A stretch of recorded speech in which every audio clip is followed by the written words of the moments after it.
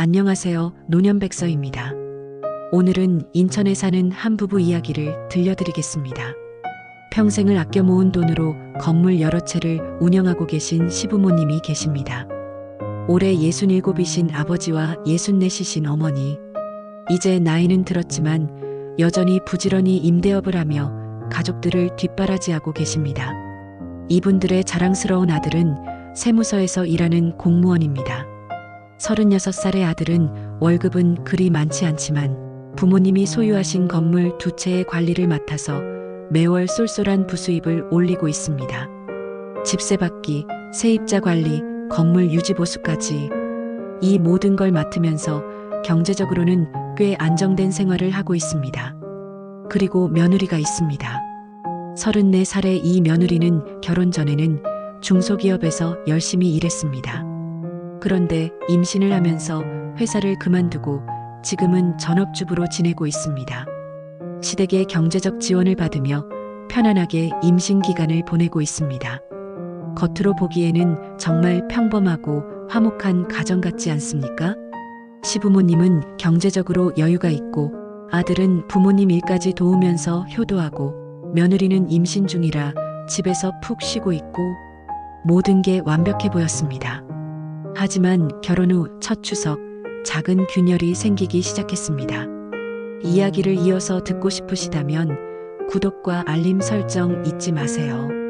시어머니는 정말 설레했습니다. 새 며느리와 함께하는 첫 명절이었으니까요. 전 준비도 함께하고 가족들에게 며느리도 소개하고 싶었습니다. 며느리야, 전 준비 어떻게 할까? 뭐 좋아하는 거 있으면 말해줘. 그런데 추석 사흘 전 며느리에게서 전화가 왔습니다. 어머니, 정말 죄송합니다.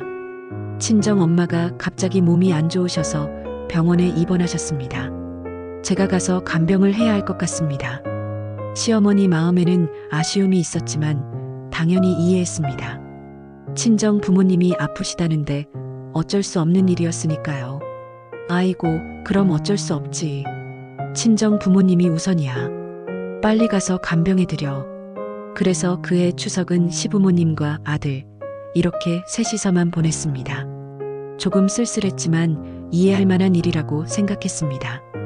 그런데 며칠 후에 며느리의 소셜미디어를 우연히 보게 된 것입니다. 친정 가족들과 함께 웃으며 맛있는 음식을 먹고 있는 사진이 올라와 있었습니다.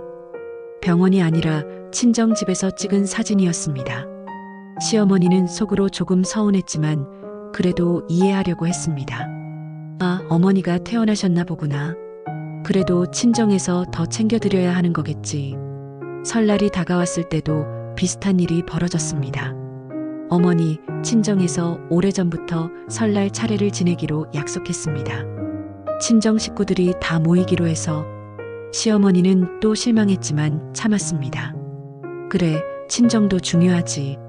시아버지 생신에는 입덧이 너무 심해서 멀리 못 나가겠습니다. 정말 죄송합니다. 시어머니 생신에는 친정에 급한 일이 생겨서 가야 할 것 같습니다. 라는 연락이 왔습니다. 매번 이런 식이었습니다. 어떤 가족 모임이든 어떤 행사든 며느리는 항상 빠졌습니다. 대신에 매번 정성스럽게 포장된 선물이 도착했습니다. 비싸고 좋은 선물들이었습니다. 한우 세트, 고급 화장품, 백화점 상품권까지, 그리고 문자 메시지도 함께 왔습니다. 성의가 부족하지만 마음만 받아주세요. 정말 죄송합니다.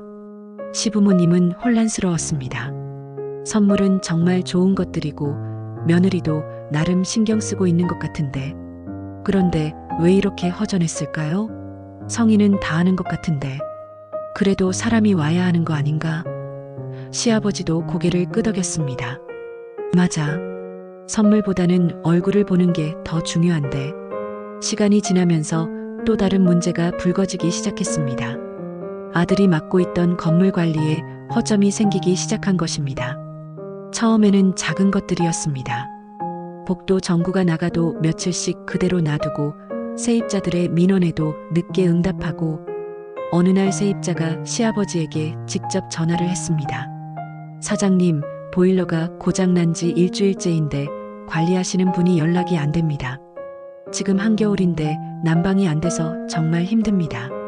시아버지가 아들에게 전화를 했습니다. 도연아, 세입자분이 보일러 고장났다고 하는데 왜 연락 안 받았어? 아, 그거요? 며느리가 입덧이 심해서 병원 다니느라 바빴습니다. 내일 처리할게요. 또 다른 날에는 세입자가 이사를 나간다고 연락을 했는데도 새 세입자를 구하지 않아서 한 달 넘게 공실로 있었습니다. 당연히 임대료 수입이 끊겼습니다. 시부모님은 점점 걱정이 되기 시작했습니다.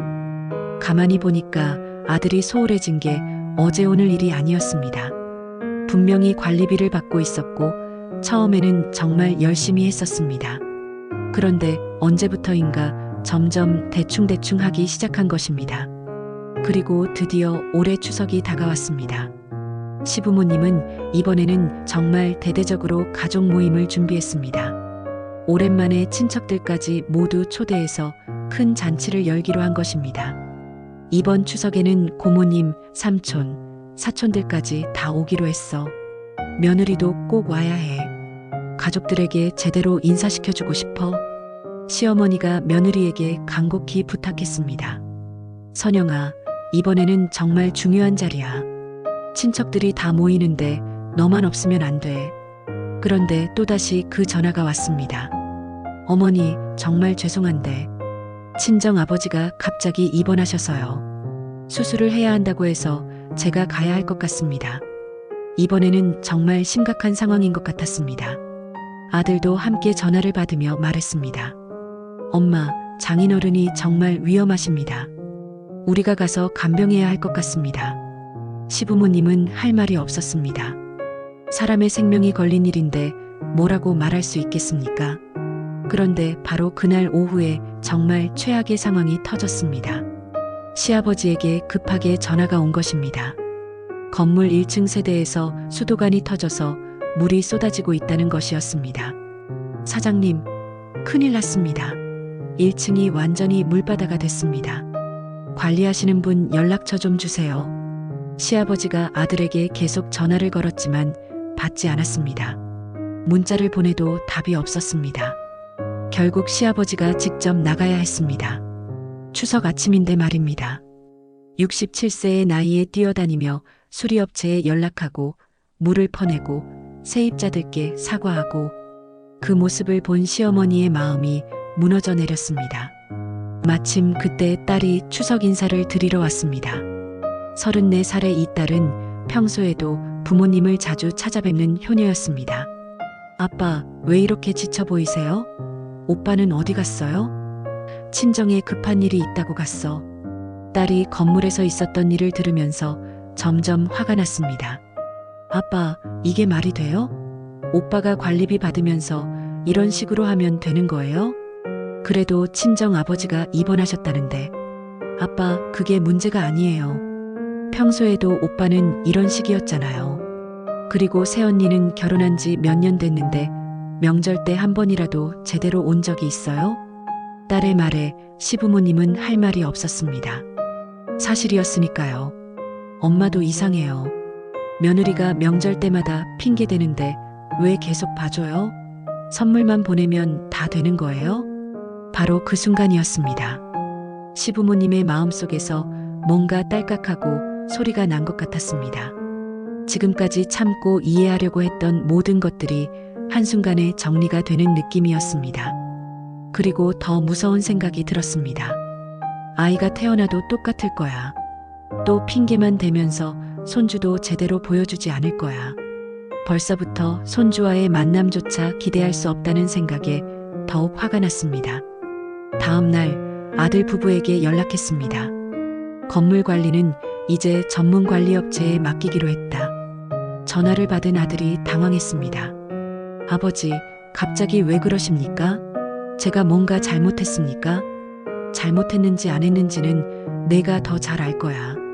그리고 앞으로 생활비 지원도 중단한다. 이번에는 시어머니가 말했습니다.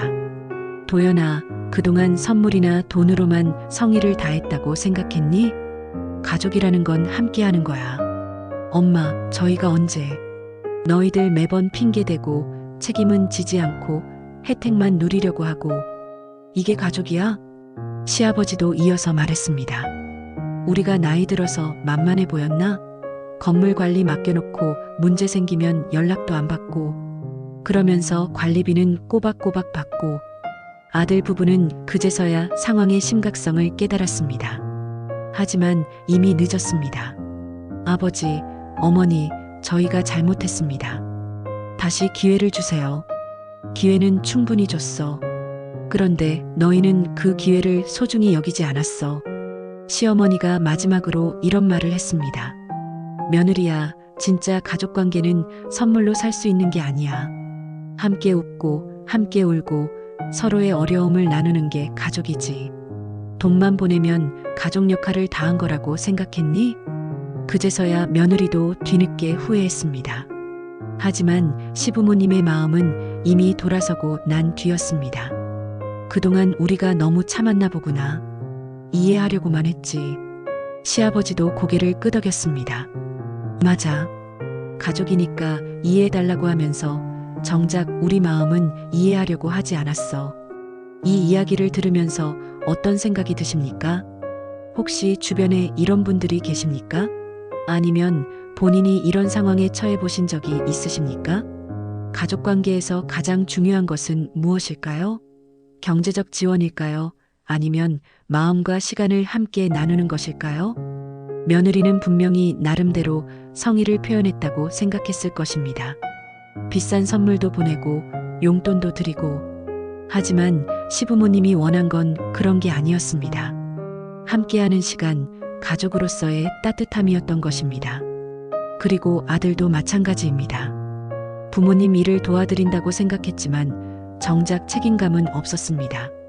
혜택만 누리고 의무는 다하지 않은 것입니다. 여러분도 이런 경험이 있으시다면 댓글로 이야기를 들려주세요. 그리고 이런 가족 이야기가 도움이 되셨다면 구독과 좋아요, 알림 설정 부탁드립니다. 앞으로도 우리 주변에서 일어나는 현실적인 이야기들을 계속 들려드리겠습니다.